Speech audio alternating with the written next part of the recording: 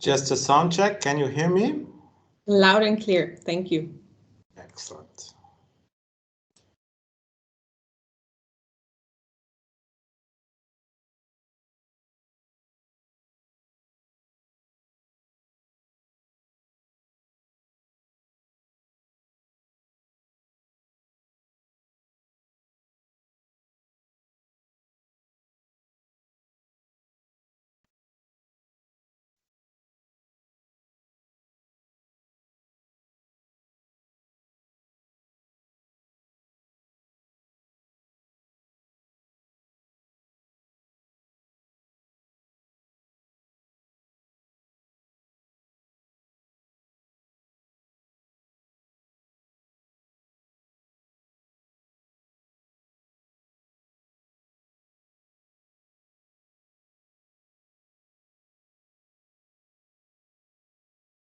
Hi, everyone. We will start in a few minutes. So I think I'll give it 2 more minutes to give people to come back from plenary, give them some time, and then we'll jump in.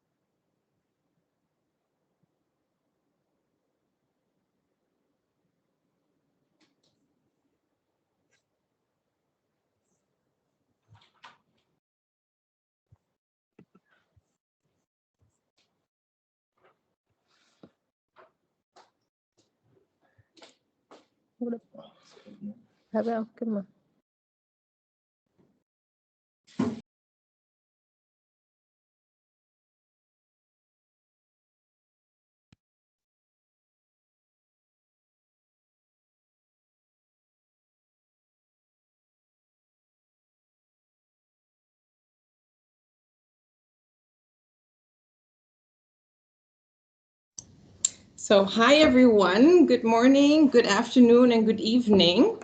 I think because we have limited time, we'll jump into it, and maybe some people will join us along the ride. So my name is Arinda Pubilpanen, and I will be your moderator today. For today, our session, as the title already says and gives away, we will be discussing the concept of agroecology as a strategy to adapt to climate change impacts in the context of agroecosystems. From what we have learned in the past years and up to now, the global food system has failed to eliminate hunger and contributes to increasing levels of malnutrition. Further, as we also have learned, agriculture is both a casualty of and a driver of climate change. With this in mind, it becomes increasingly clear that we need to find alternative pathways towards achieving climate-resilient food systems. This, however, also means that we need to transform our food systems, start working at different scales, and strengthen the cooperation among sectors and communities of practice. We are very pleased to have so many participants joining us today here, which aims in this session to unpack why agroecology is highly promising yet insufficiently acknowledged EbA strategy in agricultural landscapes. Before we dive deep into the topic, though, we will have a quick look at the housekeeping rules, and we will also have a look at who is here with us today. So just a quick reminder, this session will be recorded. So if you don't want to be recorded, please keep your cameras turned off and your mics off. You can still use the chat function, which is not being recorded, but if not, of course, we're very happy to see your faces and listen to you when you give your contributions. When you're not speaking, we would kindly ask you to keep your mics muted so that we can have a better audio quality. And you can always use the chat function to post your questions either during the presentations if you have any questions for clarification, where we will try to answer also through the chat as best possible so you can follow the presentation. And then we will have a round of discussions with Q&A and also a few questions we have for you, where you are also very welcome to use the chat or to raise your hand. So who is here today? So as I mentioned, I will be your moderator, but then we have 3 speakers. One of them being Harald Lossack. He's the head of the global project of mainstreaming ecosystem-based adaptation. We have Dr. Friederike Mikulczak. She is an advisor for the sectoral project on rural development and sustainable agriculture, and Dorothee Baum, who is a junior advisor in the same project. but we would also like to get a feeling of who is in this call with us today. So Max is posting now some questions in the chat. The first question is, we would like to know what sector, a stakeholder group we have here with us today. So what organization do you work with? What kind of work do you do? Where do you feel that you're represented? So we have 6 options, and we would kindly ask you to give a thumbs up to that category that represents you the most. So maybe if you can have a look at the chat. So we have the national government as an option, local and subnational governments, international organizations, civil society, smallholders, or NGO and INGOs. So I see we have already a lot of people from international organizations with us. We have some people from the national government, and we have some people from NGOs. That's really exciting. So we also have some smallholders. So we have quite a broad spectrum of participants. That's really exciting. So nice to see you all here. Thanks for joining. And then we have another question, because we're also curious to know what kind of sector. So here we will have 7 different options, and we would like to ask you to give a thumbs up to that which is your primary sector, and then also a heart to those sectors you might also work with if you work transdisciplinary, so that we get an idea of, and someone added a last category. Sorry, we did not consider research institutes. Thanks for adding it. So if you work in the agricultural sector or the livestock and fisheries sector, the forestry or the water and water resource sector, and there's a few more coming up, should be the climate sector. There it is, climate and meteorology. And I believe we have one more. There we go, infrastructure, and I think one more too. So yeah, please give a thumbs up to your primary sector, and if you work in more than one, give it a heart for the second one or third one. Wow, so a lot of people, of course, in the agriculture sector, as to be expected, but a lot also in climate and meteorology, some in the forestry, some work in the forestry sector as a secondary. That's very interesting. Cool. Also some people from the water sector. Hey, yo, I used to work in that too before. Yeah, wonderful. Well, thanks for engaging so much, and it's really nice to get a feeling of who's here with us today. And with that, I would like to go over the agenda with you. So we have the welcoming and the agenda, which is what we're doing now. And then we will have an input from Frida and Doro on linking agroecology and EbA challenges and opportunities. So here we will learn a bit more about the concepts. What do we mean with agroecology and EbA, and how do they tie together? And then we will have an input from Harald on an actual case study from mainstreaming biodiversity into the Mexican agricultural sector, which also is linked then to EbA and biodiversity and agriculture. And after that, we will have a Q&A session and a discussion where we then invite you all to ask any questions you have on the input, but then also, as mentioned, we will have some questions to you. And after that, we'll go back to plenary. No, sorry, we will have a break then. That's it. So I would like now to stop sharing my presentation, and I will, in the meantime, introduce our speakers that will be pulling up their presentation soon. So Friederike, or Frida as we know her, works as an advisor on climate change and sustainable land use with GIZ, where she focuses on resilience in agricultural landscapes. Prior to that role, Frida served as young professional for the World Bank in the area of climate smart agriculture. She holds a PhD in biodiversity governance and a Master of Science in geography. Our colleague Dorothee, or Doro, as we know her, works as a junior advisor on agroecology at GIZ with a focus on capacity development and knowledge management. Before that, she worked as a trainee at the European Commission at the Directorate General for Agriculture and Rural Development, and as a climate research scholar at the Inter-American Institute for Cooperation in Agriculture in Ecuador. She holds a Master of Science in Food Business, as well as Rural Planning and Sustainable Development. Ladies, the floor is yours. Thank you so much. Thank you very much for the introduction. It's my pleasure to start our little session on agroecology and EbA.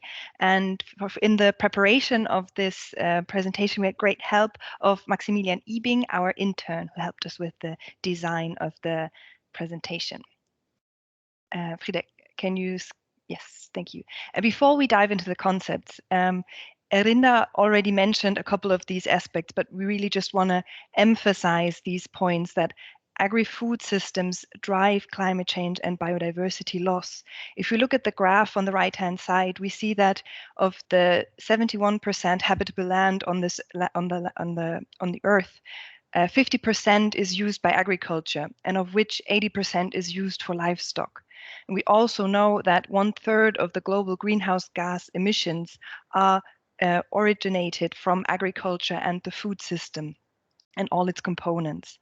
And now, if we consider these 50% of habitable land that is occupied by agriculture, we must acknowledge that it is a primary driver of tropical deforestation, habitat fragmentation, and biodiversity loss.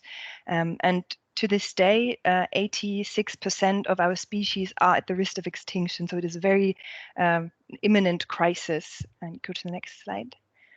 But at the same time, if we look at the consequences of climate change, and here you can see them in the graph, the little indications show that with rising temperature, certain aspects and impacts will be more dire and severe on food, natural environment, and water. And in particular, and we see the impacts already today on agricultural production, that increased temperature, the changes in rainfall patterns, extreme events negatively affect the production.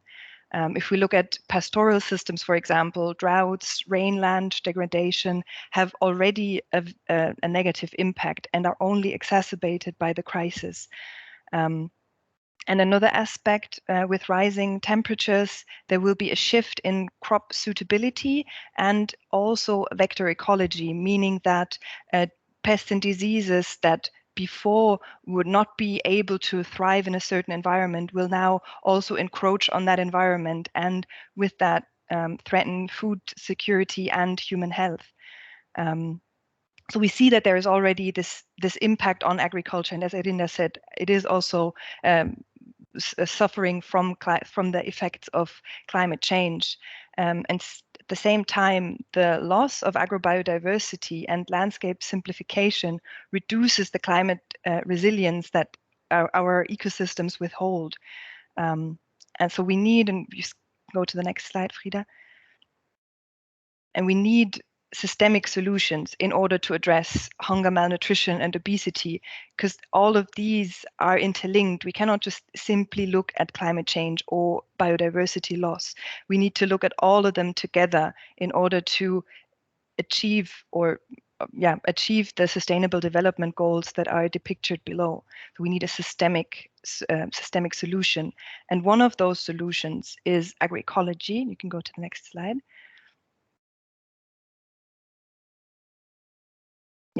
So agroecology is has as its aim the sustainable transformation of our agri-food systems so that they are socially and ecologically resilient, and that at a farm level, at a landscape level, and in the society as a whole. On the right-hand side, you see the 13 principles from the high-level panel of experts. And you can see that in the bottom of this circle, you have specific measures such as soil health or measures that support animal health, that lead to input reduction. But then they also move up the scale, leaving the farm level, going towards the landscape, looking at biodiversity, landscape biodiversity, looking for synergies and harnessing those synergies with other sectors in the rural environment, the recycling, nutrients, and other aspects. And then also on the society level, we look at social resilience for rural environment, so through economic diversification, land and resource governance. And one of the core principles that holds it together is the co-creation of knowledge, which is kind of like the vertebrate of agroecology. And then they're almost more like a mindset, but they're important to the agroecological solutions as well. Are values and measures that ensure participation, especially of marginal and vulnerable groups, but also fairness, appreciating social values and food traditions, trying to incorporate them. So, and all of these principles guide and are like a compass that guide agroecological solutions so that they transform our agri-food systems and rectify the imbalances and challenges that are facing our food systems today. So that is also the reason why agroecology emerged. So it was not necessarily as an answer to climate change, but that does not mean that it cannot address climate change as well. But Frida will take it from here and explain the connection between the two.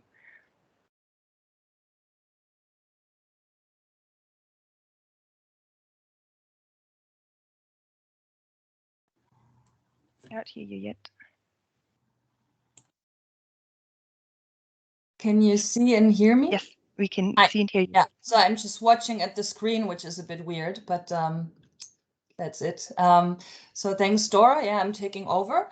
So since this is an EbA Community of Practice, I don't mean to go into each and every detail of EbA, but we just pulled it up to then go into a comparison of the approaches or to present our ideas of how these approaches could be linked. So EbA is very much based on harnessing biodiversity and ecosystem services for ecosystem resilience, but also to reduce the vulnerability of people and natural systems to climate change. So core elements are essentially help people adapt, make active use of biodiversity, and EbA being part of an overall adaptation strategy. If you look into IUCN documents and others, you will find a bunch of principles that are related to EbA. I won't read them all out, but there is a strong focus on multi-sectoral approaches on different scales, on different policy levels, but also there's a gender component, participatory component, role of equity. So which may sound familiar from what Doro just presented. And if we then go on the next slide, and now I'm controlling it myself, so I'm not destroying others' presentations. Sorry for that, Doro. If it would work. There you go. Yes, so we've come up with this graphic just to depict that there is a multitude of commonalities between the two approaches. So in the middle, you will see that the principles related to agroecology and to EbA are strong. So both approaches are building on ecological principles. They both focus on social and ecological resilience. There's a strong focus on biodiversity conservation, but also restoration. Both have a strong focus on soil health. And as I mentioned before, the societal or social aspects of resilience look into social justice as well, participation, adaptive management.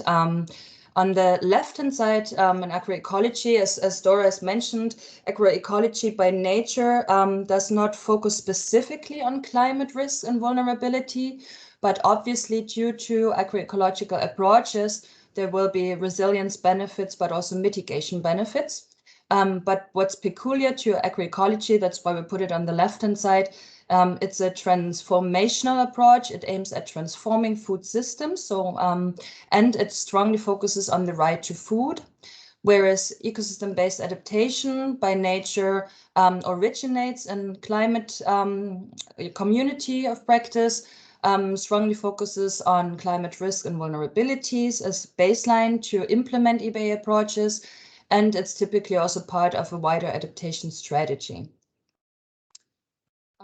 So what do we mean by this? We just have some pictures to show the value of integrating EbA and agroecology. So on the left-hand side, you find a farm. The upper picture, you see that this farm has been destroyed by a mudslide, whereas the lower farm is completely intact. These are neighboring farms, so they had the same exposure to climate hazards. It was strong rains in this case. So the upper farm did not have any resilience elements in the farm. It was a monoculture. There were no strong roots. So the field has been completely devastated. Whereas the lower farm, featuring agroforestry, contour farming, different cover crops, so different root systems, different vegetation cover, and the farm remained intact. And on the right-hand side, same thing, we see a pasture. The upper pasture had a monoculture on it. There was a strong drought. So the field or the pasture is now completely eroded. Whereas on the lower picture, there was a silvopastoral system. So you've integrated different levels of vegetation cover, rotational grazing, and this landscape has not been hit by the same climate hazard because there were resilience elements in place. So when you recall the graphic with the different bubbles, so to speak, of how the approaches can be interlinked, there's still, or we see that there's a lot of principles both approaches share in common, but there's also obvious challenges to linking these two approaches. Mainly related to the fact that agriculture, food, climate change, but also ecosystem conservation or biodiversity conservation operate in silos. Typically, they are linked to different ministries, to different line ministries and corresponding agencies. They don't necessarily work with one another. Oops, I hear a sound.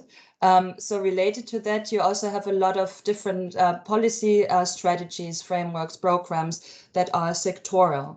And just thinking of the different Rio conventions, for instance, the Convention on Biological Diversity, the Convention on Climate Change, and the Convention on Combating Desertification, they all have related policy documents that would focus on their specific themes.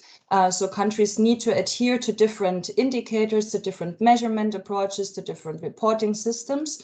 So this is a huge challenge to combine these three sectors. Then obviously, if we look at the landscape, we depict the picture here.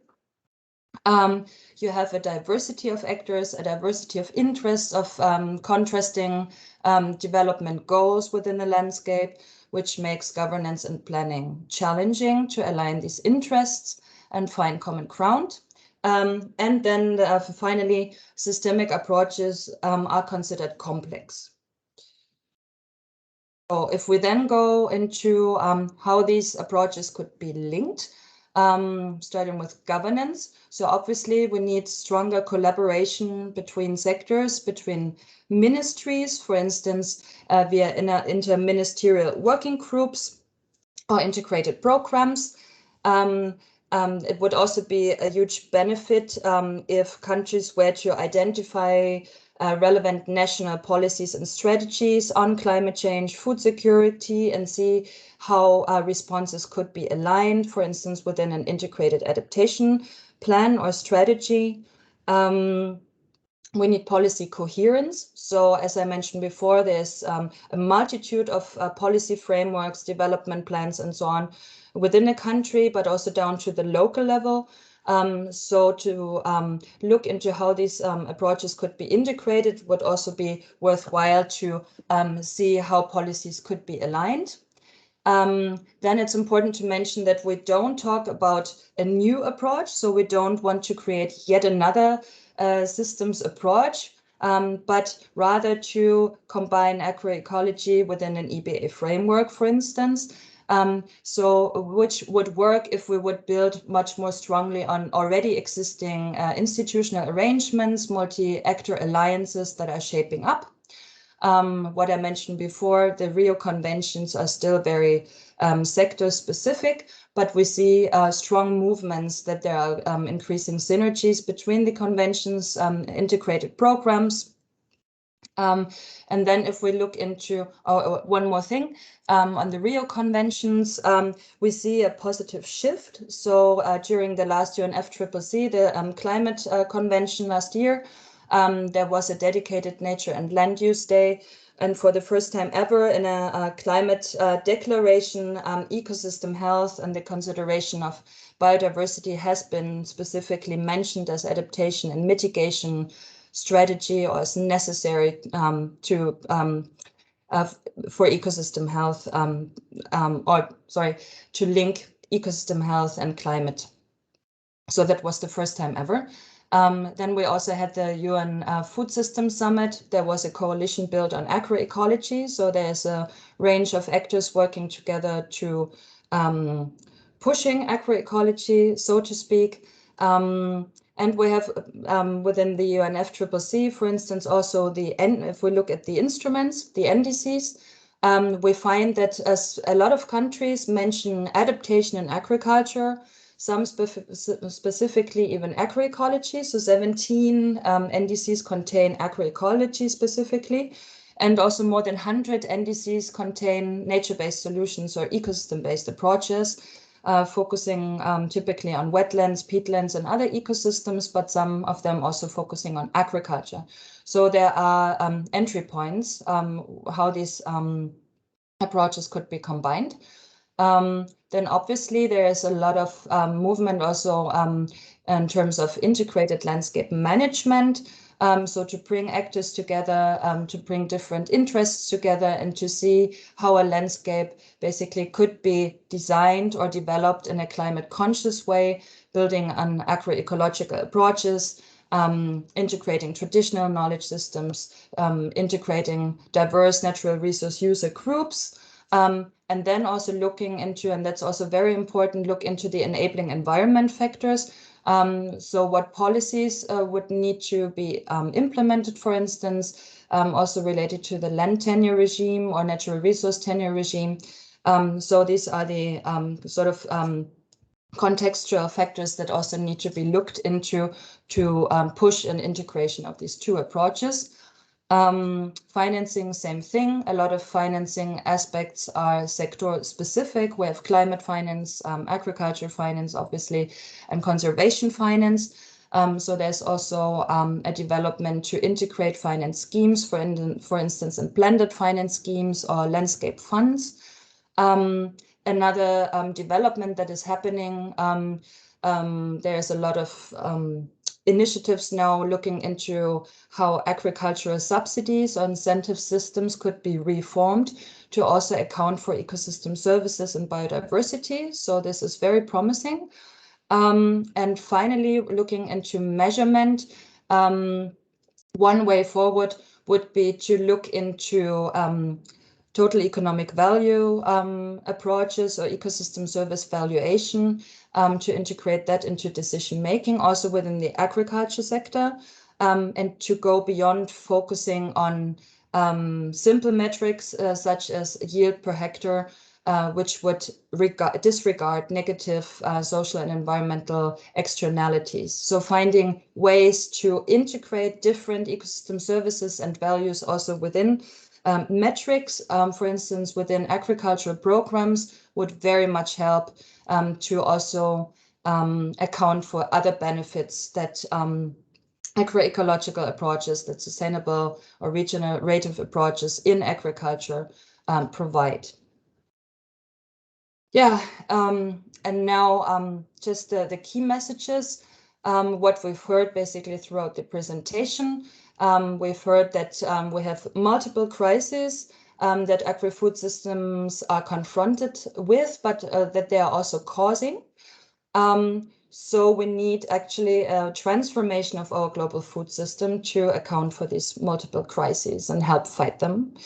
As we've heard, siloed approaches to agriculture, conservation, and climate change are outdated, essentially. We need to overcome siloed approaches and foster integrated solutions, cross-sectoral approaches, transdisciplinary approaches. Agroecology should be acknowledged in our view as an EbA strategy in agriculture.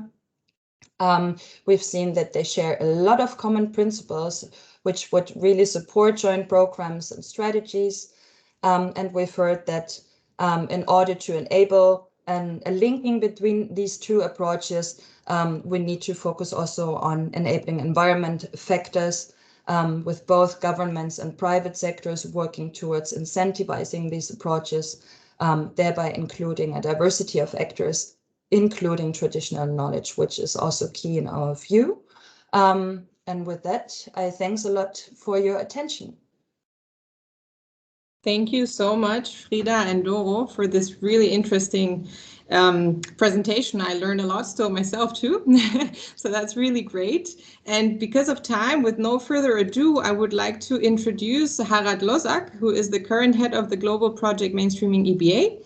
From 2018 to 2021, Harald served as a cluster coordinator for GIZ's Biodiversity program in Mexico. His earlier career, he headed the Competence Center on Biodiversity, Forests and Natural Resources within the GIZ Division of Environment and Climate Change.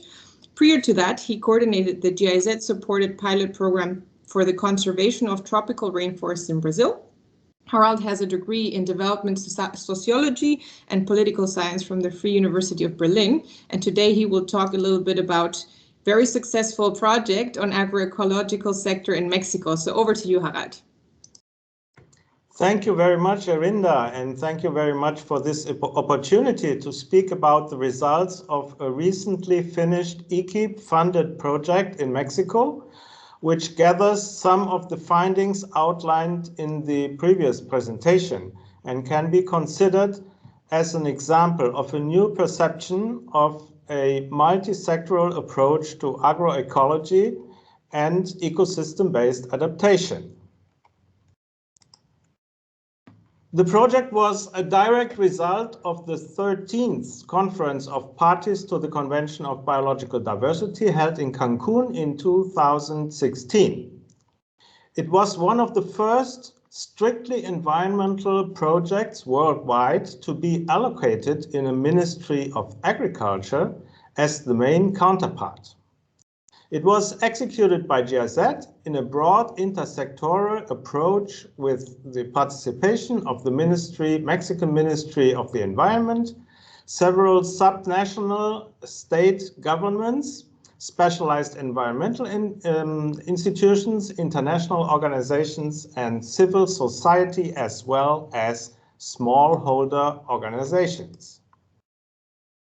The overall goal was to integrate the socio-economic and ecological values of biodiversity and ecosystem services in decision-making and planning instruments of the main public and private actors within the Mexican agricultural sector.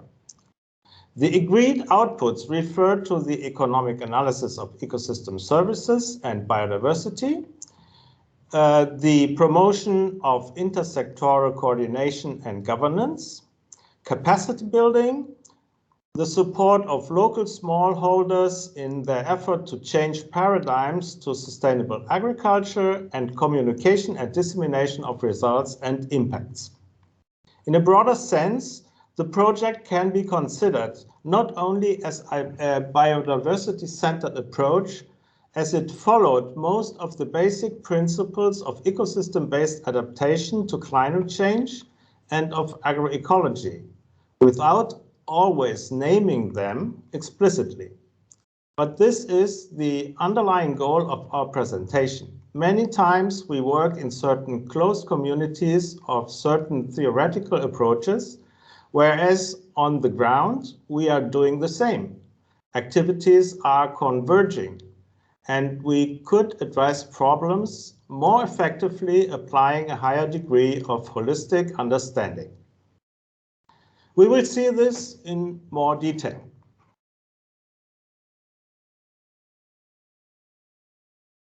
Yes, what did we achieve? Beginning with the most important impacts on the ground and in benefit of the local smallholders, several agroecological and biodiversity-friendly impacts refer to a shift in the paradigm in agricultural practices, focusing soil conservation and restoration, regenerative agriculture, natural pollination, green cutting techniques, alternatives to traditional burning practices, and natural pest control.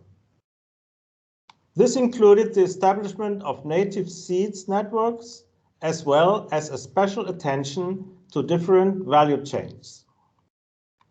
Key to these efforts was the acknowledgement and the validation of traditional indigenous farming practices. Another important background for a shifting paradigm is understanding the value of biodiversity and ecosystem services in food systems.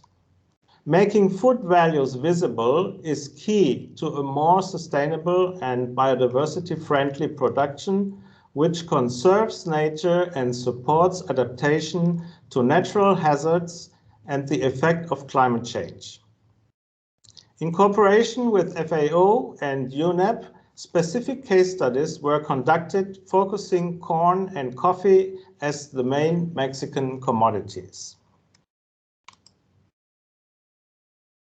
To implement these new concepts on the ground and within the political decision-making processes, it was essential to establish a broad capacity development program on conceptual aspects as well as diverse farming techniques. Training change agents was key to move to a new paradigm, especially if sustainable practices turn out to be economically promising. At the same time, monitoring and measuring change has been a concern to guarantee positive impacts and to correct failures during implementation.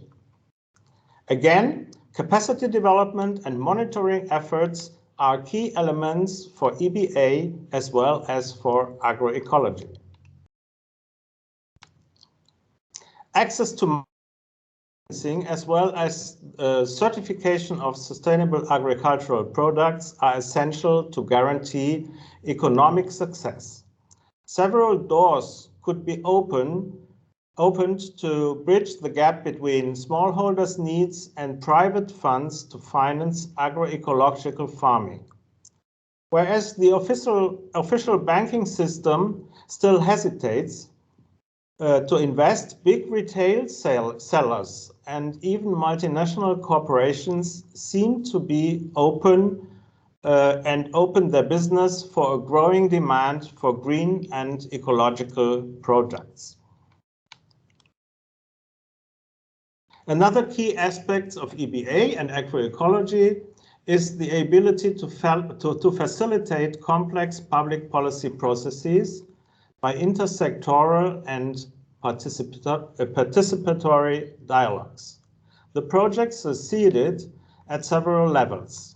A nationwide pollinator strategy has been developed, led by the Ministry of Agriculture with broad participation of academic, political and social actors, and was adopted in 2021. A draft law for sustainable use of soils in agriculture is being discussed. At subnational level, the project covered most of the central Mexican states and the peninsula of Yucatan. Most of the efforts went to the establishment of state biodiversity strategies, and in the state of Puebla, in 2021, the government dedicated part of the state budget to support agroecological farming by smallholders. One highlight was the creation of the Center for Integration of Biodiversity within the facilities of the Federal Ministry of Agriculture, serving as a center for capacity development, exchange, and policy debate. Thus, it was possible to bridge sectoral boundaries and approach different communities. Coming to an end of this short overview, a quick glance at communication and dissemination. The relative success of the project facilitated its outreach in several aspects. The results and impacts have been presented in countless international and national events. There has been a sound strategy of publishing results by infographics, manuals, posters, etc. Social media were considered from the very beginning, and several times specific aspects of the project were reported in TV and radio stations. All this together led to a very high degree of visibility and acknowledgement for the outcomes. Integration of biodiversity by an intersectoral and common approach combining agroecological and climate change concerns and bringing together different communities of practice. And just to have a quick reference to the former presentation, this last slide shows an overview of how the outcomes of this project are in line with the agroecological approach. We see here the principles, and if we have a look on the activities of the project, we can see that all activities relate to one or the other ecological principle and could initiate change towards a more sustainable food system, not only at a farm level, but also at landscape and the political level. Muchas gracias por su atención, and I turn back to our moderator. Thank you very much. Thank you so much, Harald. Wow, what a great project they did over there. That was really exciting. And I know that we don't have that much time left, but for those, if you're willing to skip 5 minutes of your break, we'd like to keep you here for a 10 minutes discussion at least. So please, if you have any questions to our presenters from today, you can feel free to raise your hand and pose the question yourself, or you can use the chat box if you feel more comfortable with that. Any questions? I mean, I think it was really interesting to see how all these concepts can be put into practice, and sometimes we don't even know it. And I think that's one of the key messages today, really, to think how we can work together. And we need to, yeah, of course, to work together, we do need to realize that what we're doing is very similar. So it's great to have these kind of gatherings and bring different people from different communities together to talk about what we're actually doing. Do we have any questions from our participants? Because otherwise we have a few questions for you. So we would actually like to know from you if you have any idea on pathways or entry points that you see that would link these two concepts of agroecology and ecosystem-based in the agroecosystem or at the landscape level. So other pathways or entry points to link these concepts, and also at the policy level, if you have any experiences. But there I see a question to Harald. While implementing the project in Oaxaca, did you face resistance from farmers or any of the stakeholders? And if so, how did you overcome those? And how does the certification work for the agave used to produce mezcal?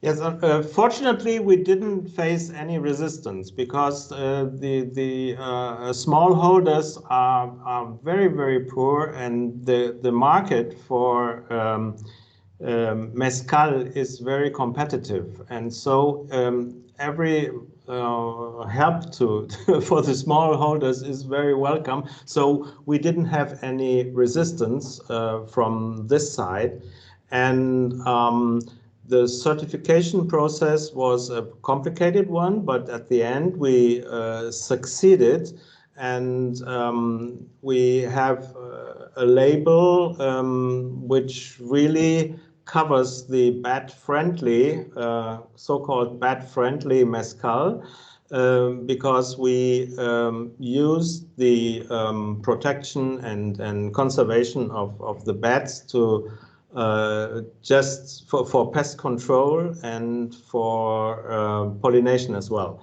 So there was the link between biodiversity and sustainable agricultural practice. Thank you.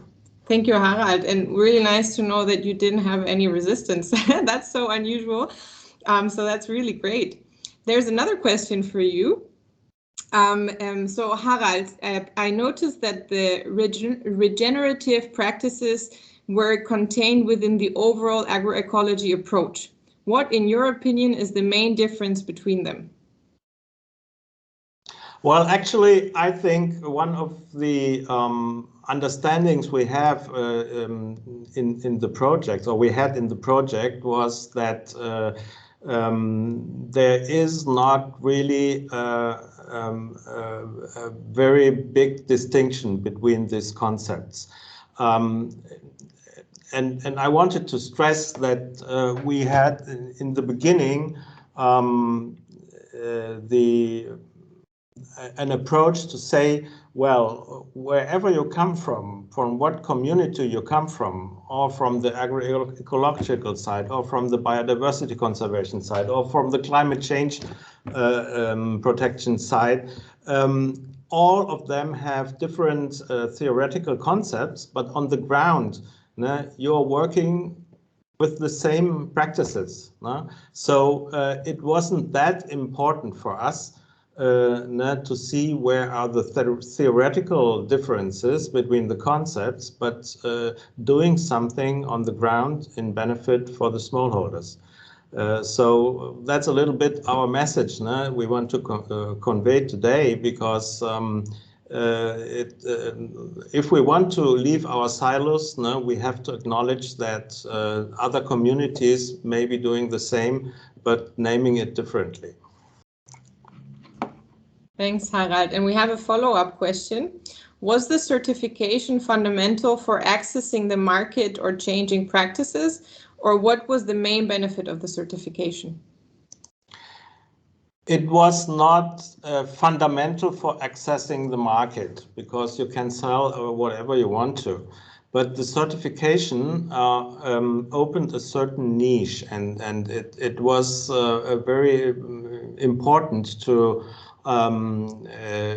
get a market, a section of the market where you can prove that you have a certification, and it was important as well to sell the product outside the region. We sold it in Mexico City and so on, and we had a certain advantage, a comparative advantage with the certification. Thanks, Harald. So I have another question for the participants in the meantime. Do you have experiences or examples on the ground of where in your work you actually were able to link these two concepts? We would be really interested to hear from you. So if you do, please raise your hand or type something into the chat box.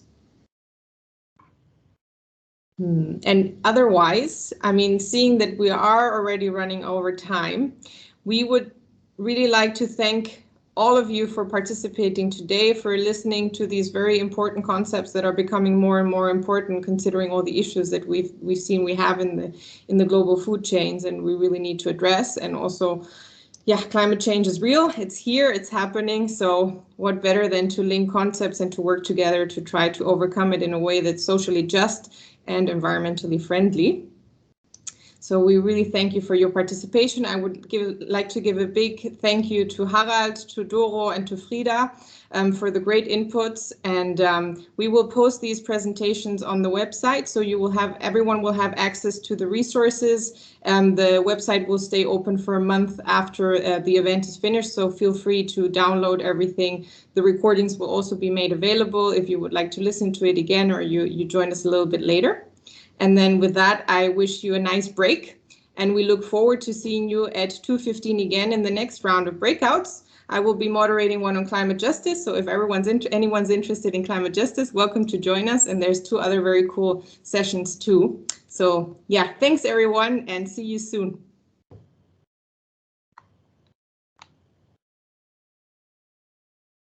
Thank you, and bye-bye. Bye-bye.